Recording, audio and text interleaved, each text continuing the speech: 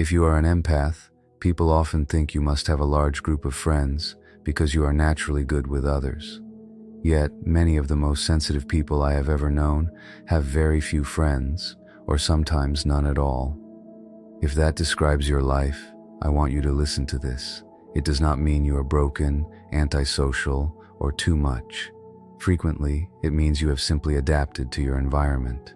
In the next few minutes, I am going to explain 5 rare traits often found in empaths who live with few friends. I am not sharing these as labels or a medical diagnosis, but rather as a mirror for you to see yourself. I have 2 promises for you if you stay with me. First, one of these points will explain with deep accuracy why you often find yourself alone even when you want to connect. Second, toward the end, I will give you one easy sentence you can use to check if someone is emotionally safe for you without overthinking or guessing for weeks. Before we look at those traits, let's ask the most important question. It is not, what is wrong with me? A better question is, what happened to me that made being close to others feel so difficult? Your nervous system does not choose to stay away from others for no reason. It learns. If your system learned that being around people meant catching their moods, managing their feelings, or hiding who you are, then being alone stops feeling like loneliness and starts feeling like relief. The first rare trait for many empaths with few friends is that socializing is not just talking, it is taking everything in. You do not just hear words, you feel the tone, you see the pauses and sense the tension, you pick up on the emotional energy in the room. If you grew up needing to read people to stay safe, or if you had to sense someone's mood before they even spoke, then you did not become sensitive as a hobby. You developed it as a way to protect yourself. Today, when you enter a room, your body does what it was trained to do. It scans the area. You wonder who is annoyed, who is acting, who is about to get angry, or who is lying about being okay. You might not even realize you are asking these questions, but your body answers them anyway. Think about this for a second. When you imagine being in a group, does your chest feel tight? Does your stomach sink? Do your shoulders rise? If they do, that is not a sign of weakness. That is your system telling you that this costs a lot of energy. This is why you can spend 2 hours with perfectly nice people and still come home feeling completely drained. It is not because anything bad happened, but because your internal system was working the entire time. Imagine going to a party where everyone is laughing. On the surface, it looks fine. But you notice one person's smile is fake. You see someone else keep interrupting. You notice a couple sharing angry looks. You see someone trying too hard to be liked. You sit there smiling, but inside, you are carrying the weight of everyone's emotions. You are not making this up. You are perceiving it. After a while, you do something very logical. You spend less time out, you have fewer hangouts, and you choose a quieter life. This leads to the second rare trait. Empaths with few friends usually do not hate people. They hate shallow interactions. They want to connect, but they cannot handle the kind of connection that requires pretending. They dislike small talk that feels like a mask, friendships based on gossip or jokes that are actually mean. You can tell when a conversation is honest and when it is just noise.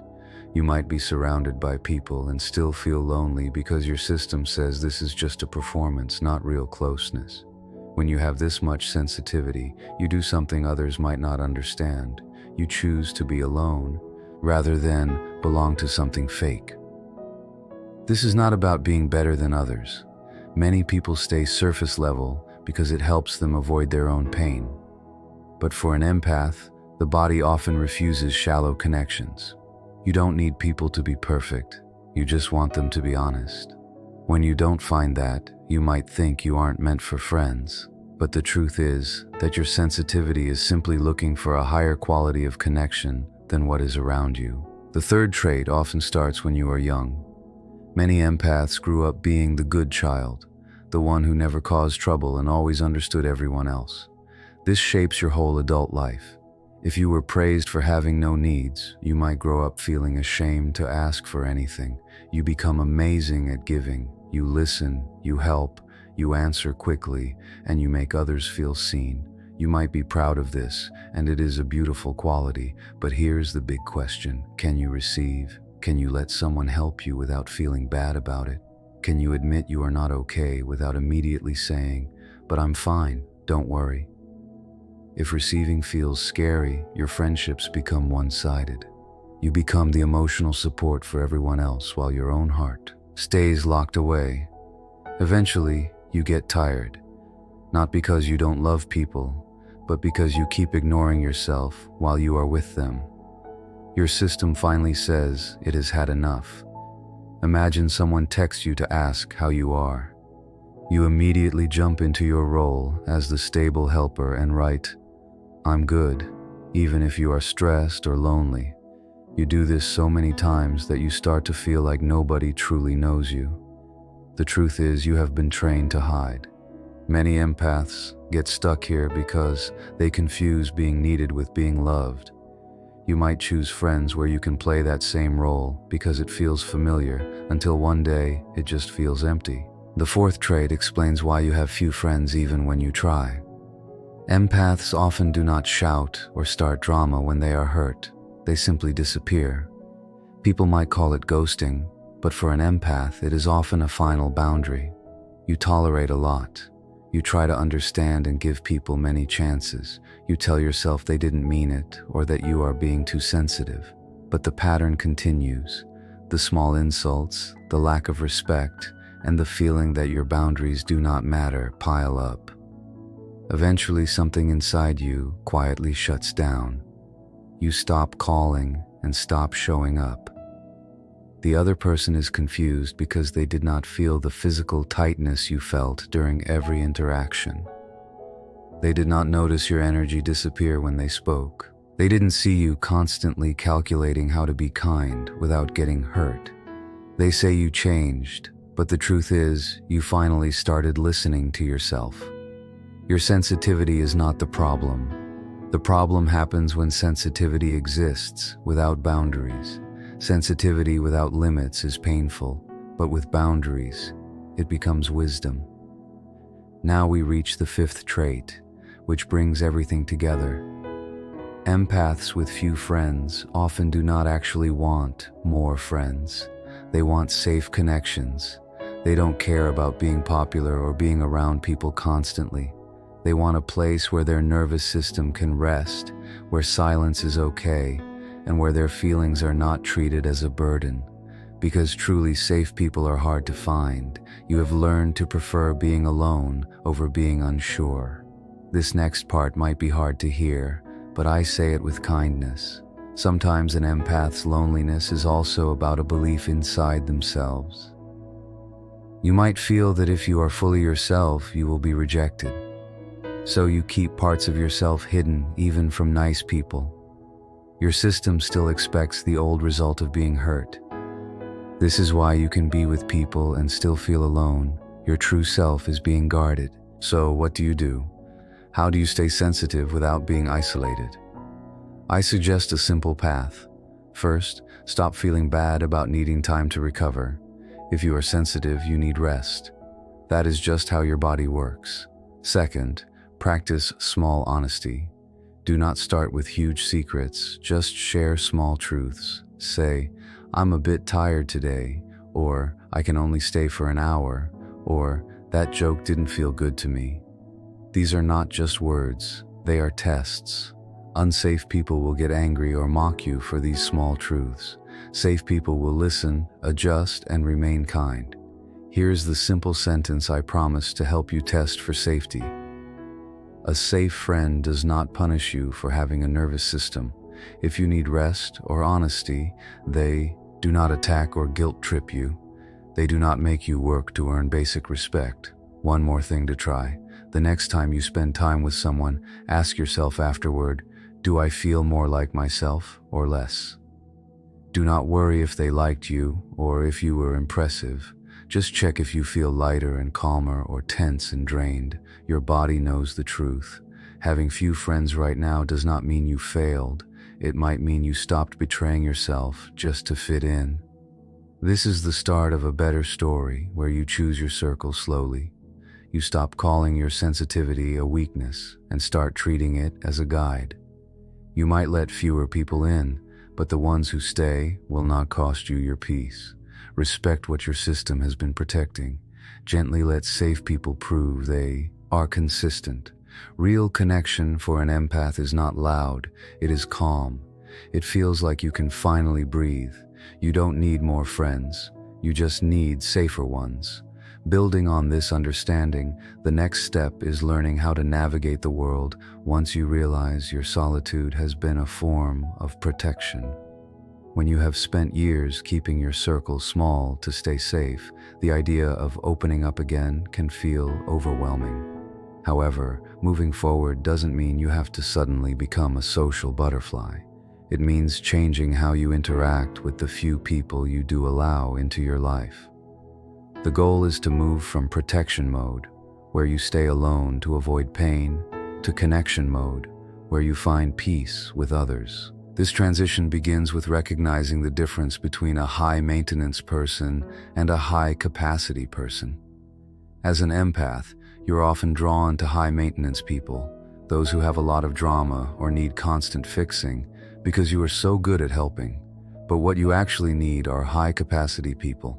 These are individuals who can handle your depth, who don't get scared by your sensitivity, and who have enough emotional room to hold their own feelings so they don't dump them on you. When you find someone with high emotional capacity, the cost of socializing drops significantly.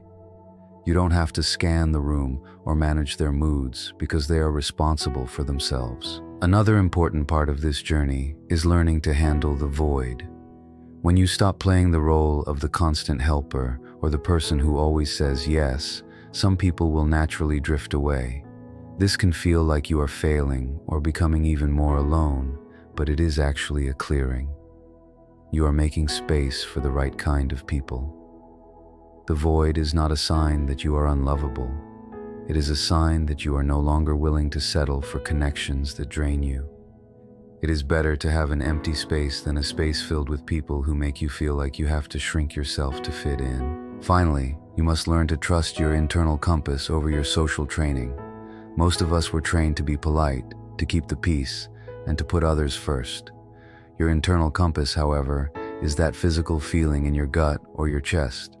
If you are talking to someone and you feel your energy leaving your body, that is your compass telling you that the connection is not safe, no matter how nice the person seems to be. Learning to listen to that signal immediately, rather than waiting until you are exhausted, is how you build a life that feels sustainable. You are not meant to be a sponge for the world's pain. You are meant to be a person who experiences the world's beauty, and that starts with protecting your inner peace. As you move forward, the next step is learning how to bridge the gap between being alone and finding people who truly fit your life.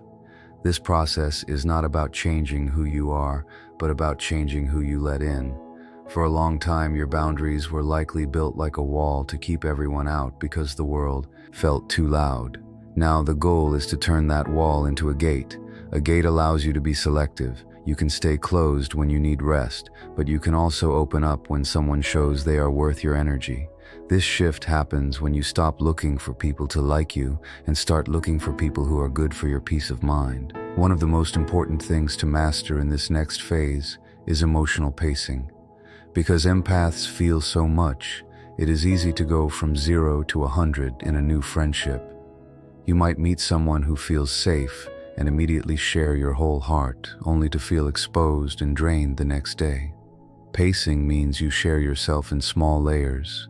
You give a little bit of your truth and then wait to see how the other person handles it. Do they listen? Do they offer their own truth in return? Or do they make it all about them? By moving slowly, you protect your nervous system from the shock of oversharing and give yourself time to see if the connection is actually balanced. You also have to address the guilt of the empty calendar. When you start prioritizing your peace, you will have more Friday nights alone and more unanswered invites. In the past, you might have seen this as a sign of social failure. Now you must see it as a sign of success. That empty space is actually a sanctuary. It is the time where you stop absorbing the world and start returning to yourself. When you stop filling your time with okay people, you finally have the energy to notice great people. High-quality connection requires you to be rested enough to engage, and you cannot do that if you are still busy managing people who don't truly see you. The final piece of this journey is accepting that you might always have a smaller circle than others, and that is perfectly okay. Success for an empath is not measured by the number of contacts in your phone, but by the lack of tension in your body when you hang out with your friends. You are looking for a nervous system match. These are the friends who feel like a deep breath or a quiet room.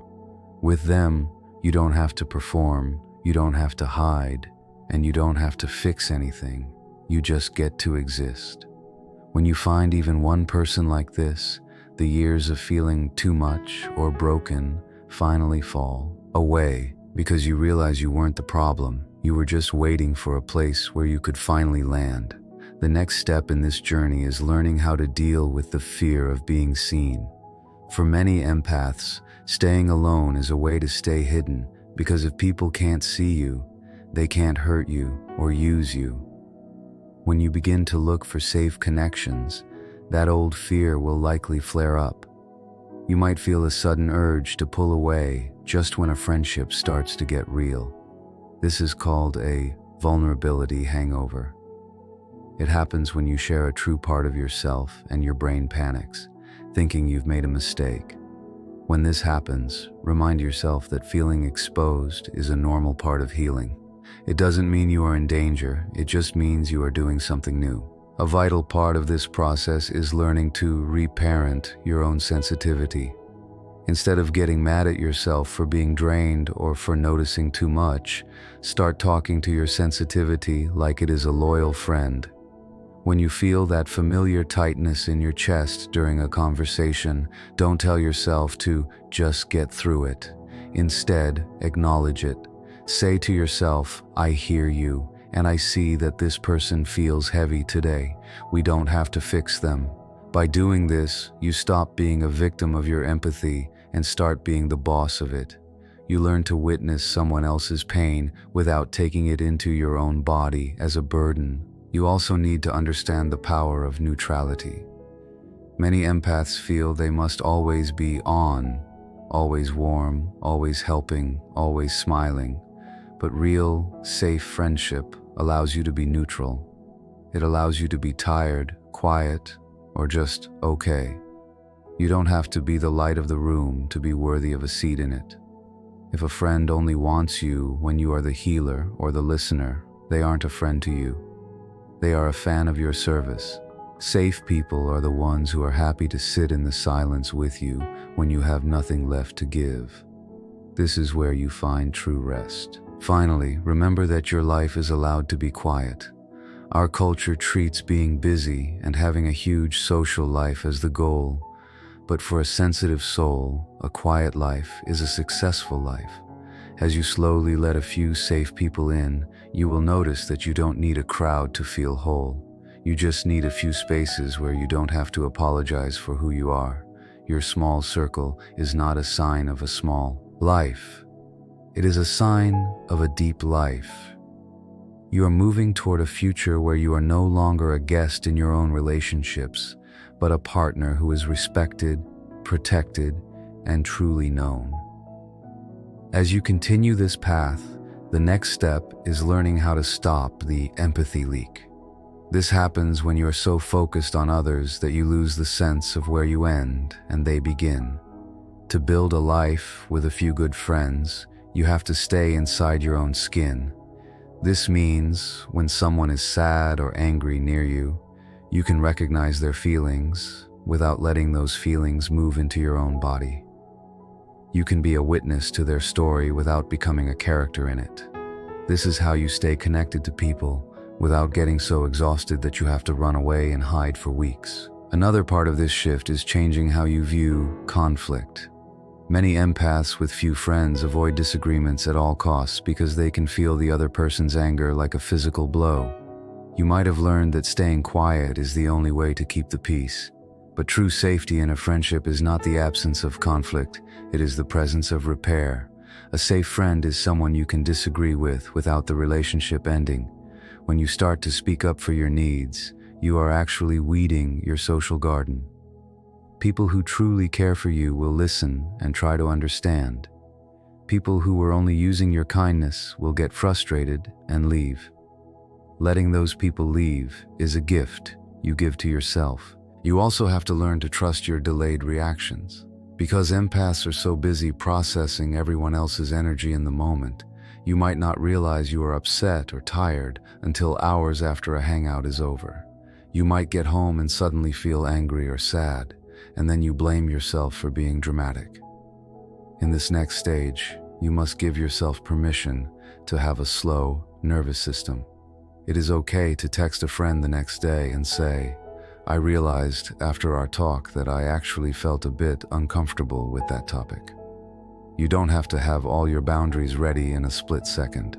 A safe friend will respect a boundary even if it comes a day late. Lastly, focus on the joy of the few. There is a special kind of magic in having a very small circle. It allows for a level of depth and trust that big groups can never offer. You can have long conversations that go below the surface. You can share the parts of yourself you used to hide, and you can build a history of shared safety. This is the reward for all the years you spent feeling alone. You weren't waiting to become normal. You were waiting to find a way to be yourself while being with others. Your sensitivity is finally becoming your greatest strength because it allows you to spot the gold in others and keep it close. As you deepen this practice, the next stage is moving from surviving your sensitivity to actually enjoying it. For a long time, you likely viewed your ability to feel everything as a heavy weight because it forced you to stay away from others. But as you build a smaller, safer life, you start to see that this same sensitivity is what allows you to experience beauty, art, and nature on a level most people never reach. When you are no longer constantly drained by the wrong people, that energy returns to you. You start to notice that the world is not just a place of hidden threats, but also a place of hidden wonders. You begin to create a life that is not just a shelter, but a home. One of the biggest shifts in this phase is learning the difference between loneliness and sacred solitude. Loneliness is the painful feeling that you are disconnected from the world, but sacred solitude is the intentional choice to be with yourself because you actually like your own company. As an empath, your relationship with yourself is the foundation for every other friendship. If you are constantly running away from your own thoughts, you will always feel desperate for others to fill the void. But when you learn to sit with yourself, listen to your own heart, and treat yourself with kindness, you stop being hungry for connection. You start being selective. You no longer look for people to save you from your boredom or your pain. You look for people who can walk alongside the peace you have already built. You must also learn how to unshield in safe spaces. Because you spent so much time with your armor on, your body might stay tense even when you are with someone who has proven they are safe. This is a physical habit, not a mental one. You have to teach your muscles that it is okay to let go. This might mean taking a deep breath when you are sitting with a good friend, or letting your shoulders drop, or even admitting, "I feel a bit guarded right now, but I'm trying to relax." Sharing the process of your healing is often the thing that creates the deepest bond. It shows the other person that you trust them with your struggle, not just your strength.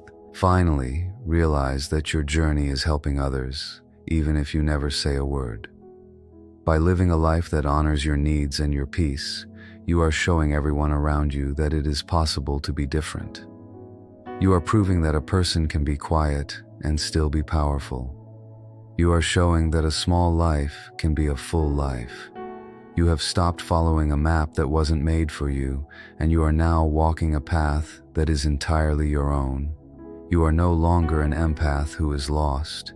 You are an empath who has finally come home to themselves. And in that home, there is plenty of room for the right kind of love. The final step in this transformation is learning to live without the apology.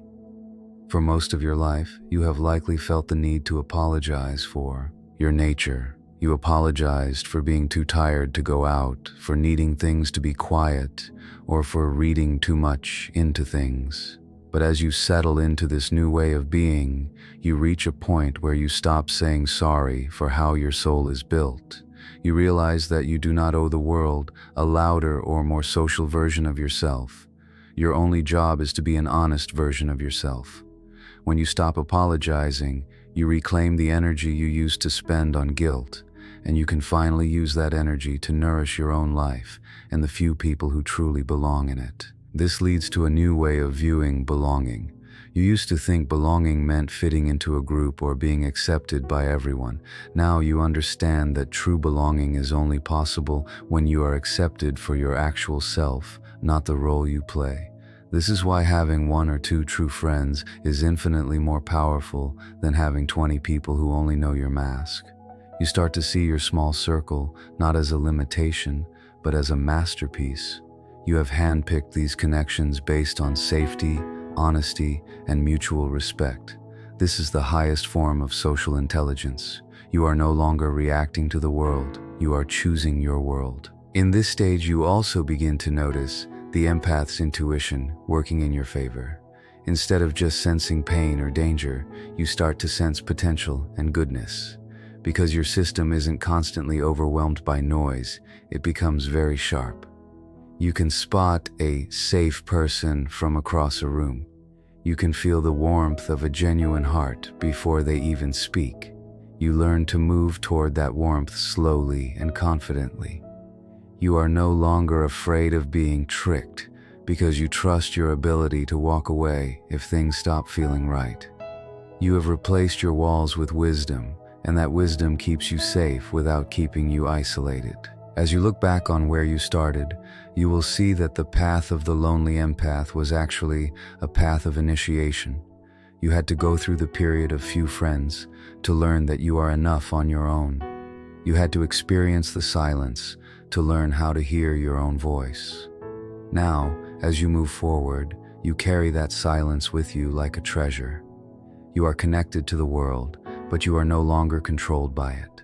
You have found the balance between your deep sensitivity and your need for peace. You are finally living a life that feels as good on the inside as it looks on the outside. You have found the courage to be small in number, but vast in spirit. Moving forward from this place of peace, the next part of your journey is about learning to trust your new eyes. For a long time, you looked at the world through the eyes of someone who was always waiting for the next blow. Now, you are learning to see the world through the eyes of someone who knows their own value. This means you no longer look at a crowded room and feel a need to be part of it just to feel normal. Instead, you look at that room and think about whether those people are worth your time.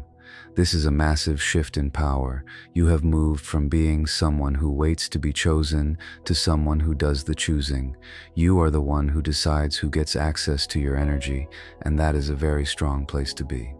This new way of seeing also changes how you handle the empty spaces in your life. In the past, a weekend with no plans might have felt like a sign that you were unloved or forgotten. Now, you see those gaps as a gift. They are the moments where you get to clean your emotional slate. As an empath, you are like a mirror that catches everyone else's reflection.